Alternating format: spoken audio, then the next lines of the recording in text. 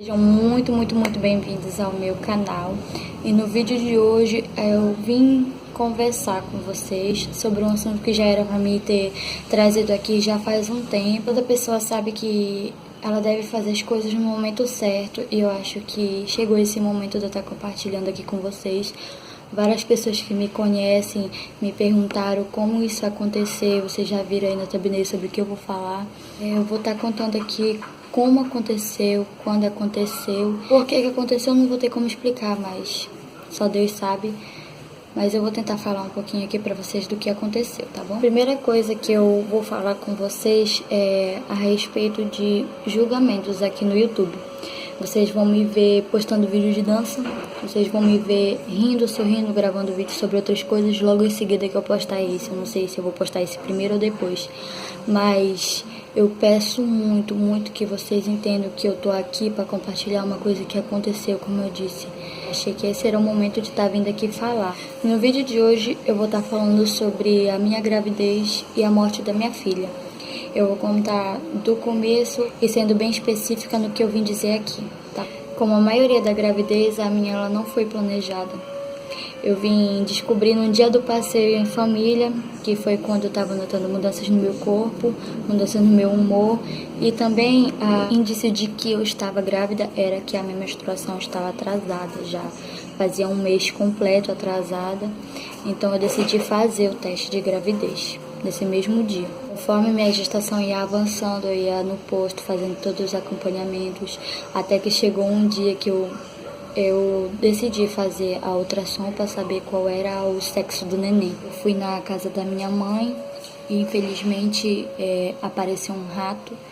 E por esse rato ter aparecido, as crianças começaram a gritar. Eu fiquei muito assustada, mas na hora eu nem me toquei que isso podia afetar alguma coisa no bebê. Isso era um dia antes do baby shower. E eu fiquei assustada, mas não tão assustada. Eu mais me espantei na hora. Então tudo estava se preparando para acontecer tudo certinho. Eu estava com 7 meses e no dia seguinte ia ser o baby shower da neném. Estava tudo muito bem organizado. E no outro dia, quando amanheceu, eu fui no banheiro fazer xixi. Só que quando eu fui fazer xixi, eu aproveitei para me tomar um banho. Eu tomei banho. Então, quando eu saí do banheiro, que eu fui me enxugar, eu comecei a me enxugar, e quando eu sentei, eu percebi que estava saindo líquido. Aí, na hora, eu pensei assim, pô, eu acabei de me enxugar, por que ainda tá saindo água ainda? Aí, quando eu sentava, acalmava, eu me levantava, eu sentia a água descendo. Foi aí que eu falei, minha bolsa estourou. Aí, eu chamei o Jonathan, chamei a minha sogra que estava mais próxima. Minha mãe, ela chegou, ela falou que tinha que ir pro hospital, porque eu estava entrando, por algum motivo, eu estava entrando no trabalho de parto antes da hora. Chegando no hospital, houve uma demora no meu atendimento, não tão grande, mas sim porque tinha várias outras mulheres entrando de trabalho de parto e elas já estavam lá antes de mim. E eu fiquei numa sala, estava esperando o médico me chamar. O médico chegou, bateu o ultrassom, disse que a bolsa tinha rompido e que eu precisava aguardar chegar meu horário de parto, chegar a começar a sentir contração, porque eu não estava sentindo dor. Estavam me dando remédio para aguentar a neném na minha barriga, mas eu não estava sentindo dor e eu estava preocupada porque quanto mais tempo passava, mais a neném ficava sem líquido, sem como ter que respirar lá dentro, porque ia sufocar ela, né? Eu estava confiante de que eu ia ter parto normal, porque eu estava esperando muito por aquilo. As horas iam passando até que eu comecei a sentir contração. E incomodava a coluna, e eu virava para um lado não dava certo, virava para o outro não dava certo, até que a médica chegou, que veio fazer o meu parto. Eu fui para a sala de parto e lá ocorreu tudo bem, fiz força. Na segunda força que eu fiz, a neném saiu. E de lá eu já percebi que não estava dando muito certo as coisas, porque ela foi para a incubadora, precisou ficar com tipo um tubo de respiração assim nela. Ela era muito pequenininha, só que ao mesmo tempo ela nasceu comprida. Ela era magrinha, mas comprida. E eu voltei pro quarto. Quando eu voltei pro quarto, eu perguntei, minha filha não vai poder ficar comigo? Aí a médica, a enfermeira trouxe ela, limpou ela, botou ela bem pertinho de mim, tirei muitas fotos do ladinho dela. Levaram ela para uma sala onde ficavam as crianças que tinham nascido assim antes do tempo, prematuras. Só que desde o começo me falaram que a minha filha era um caso grave e que eu tinha que ter noção do que estava acontecendo, porque ela era prematura, ela não mamou e ela ia precisar se alimentar por um tubo que ia ser enfiado assim nela.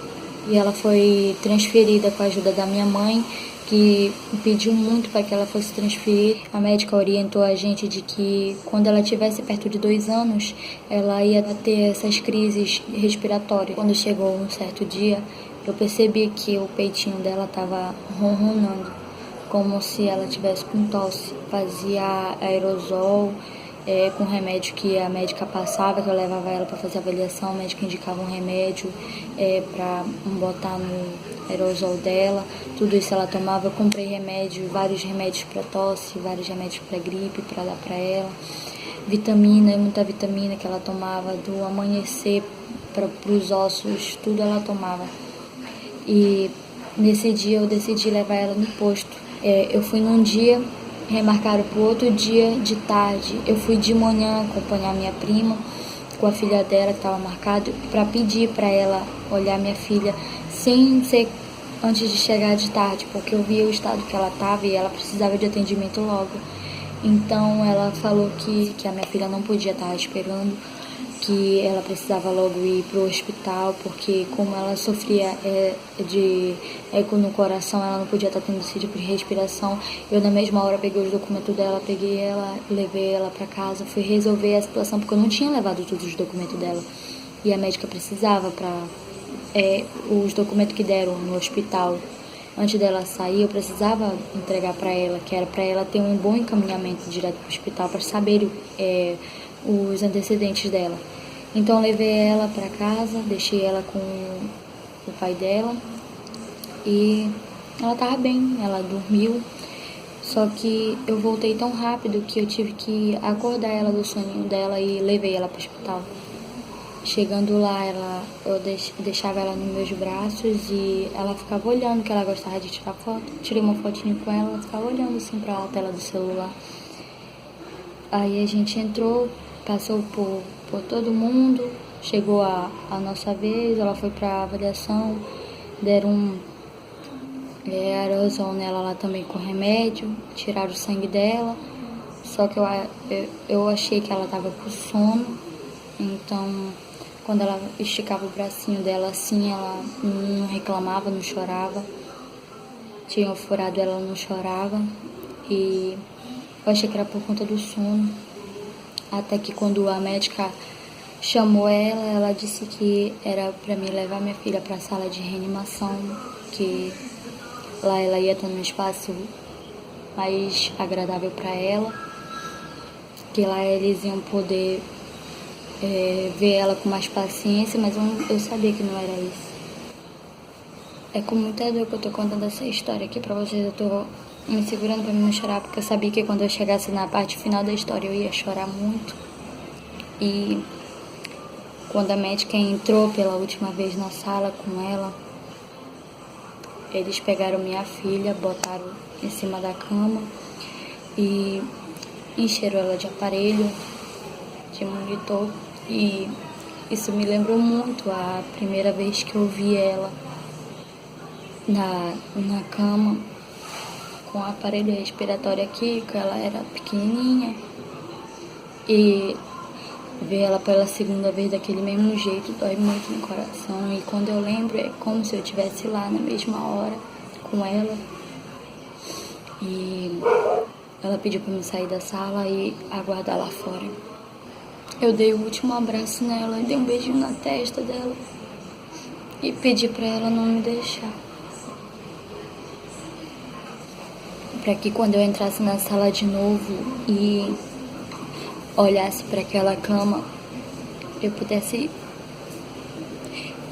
ligar para todo mundo e dizer que tá tudo bem.